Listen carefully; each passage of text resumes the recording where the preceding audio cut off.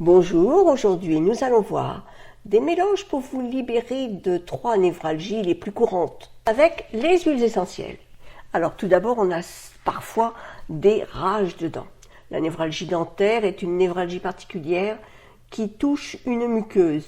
Les huiles essentielles seront donc diluées afin d'éviter une brûlure de la bouche. Il est possible d'agir en prévention grâce à une hygiène dentaire régulière, brossage des dents, contrôle dentaire, détartrage, etc. Voici donc la formule en application cutanée localisée. 14 gouttes de laurier noble, 3 gouttes d'huile essentielle de girofle, 3 gouttes d'huile essentielle de menthe poivrée.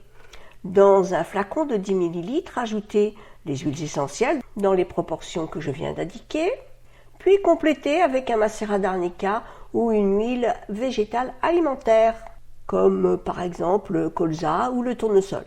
Appliquez sur la zone douloureuse au niveau des gencives, massez doucement avec 4 gouttes du mélange 3 à 4 fois par jour, voire jusqu'à 6 fois si vraiment vous avez mal. Attention à bien appliquer le mélange localement et à ne pas déborder pour éviter les irritations de la muqueuse. Maintenant, on va passer à la sciatique. Très douloureuse, la sciatique peut aller jusqu'à handicaper les personnes qui en souffrent. Généralement localisée sur un côté du bas du dos, la douleur peut s'étendre le long de la jambe et jusqu'au gros orteil. Elle peut également produire des fourmillements au niveau des mollets, du bas des jambes et même jusqu'aux pieds et doigts de pied. Fourmillements qui peuvent aller jusqu'à l'engourdissement et s'accompagner d'une diminution réflexe musculaire. Il faut rester très vigilant car une atteinte plus importante peut amener au syndrome de la queue de cheval qui est une urgence médicale. Le syndrome de la queue de cheval survient lorsque les nerfs situés à l'extrémité de la moelle épinière sont comprimés, compromettant le contrôle des sphincters.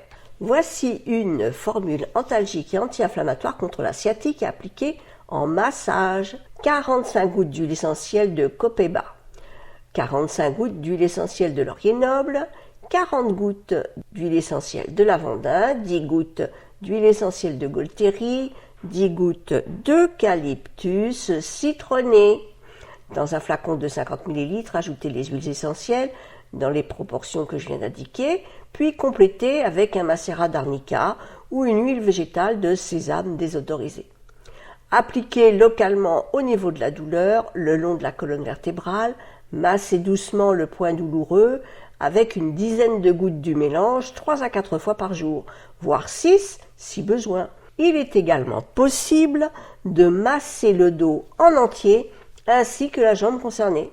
Voyons maintenant les céphalées névralgiques. En plus d'être douloureuse, la névralgie du trijumeau et la névralgie d'Arnold peuvent aussi déclencher des céphalées. Elles peuvent survenir brutalement, durer de quelques secondes à plusieurs minutes. Cette douleur irradie alors du haut de la nuque jusqu'au cou dans le cas de névralgie d'Arnold ou au niveau des orbites de l'œil jusqu'aux oreilles pour la névralgie du trijumeau. Alors voici une recette pour un roll-on antalgique et anti-inflammatoire. 7 gouttes d'huile essentielle de copaiba, 7 gouttes d'huile essentielle de laurier noble, 6 gouttes de lavande vraie, 7 gouttes d'huile essentielle de petits grains bigarade et 3 gouttes de menthe poivrée. Dans un roll-on de 10 ml, ajoutez les huiles essentielles dans les proportions que je viens d'indiquer, puis complétez avec une huile végétale de colza ou de sésame désodorisée. Faites un massage circulaire doux 3 à 4 fois par jour avec la bille du roll-on au niveau des zones douloureuses. Et puis, je peux vous indiquer aussi un protocole anti-névralgie de Vanessa Pirinabar. D'abord, un remède à boire, en cure, un remède anti-inflammatoire à prendre par voie orale et qui se composera uniquement d'hydrolat. L'hydrolat de boîte santal, 150 ml, et l'hydrolat de millepertuis, 100 ml. Dans un flacon de 250 ml, ajoutez les hydrolats dans les proportions que je viens d'indiquer, prendre une cuillère à soupe du mélange, dilué dans un grand verre d'eau le matin, faire une cure de 3 à 6 mois. Ce mélange d'hydrolat est contre-indiqué durant la grossesse et il est à conserver au frigo pendant 30 jours. Les hydrolats sont les eaux de distillation des huiles essentielles. Ils sont très intéressants car ils sont riches en molécules aromatiques mais en concentration bien plus faible.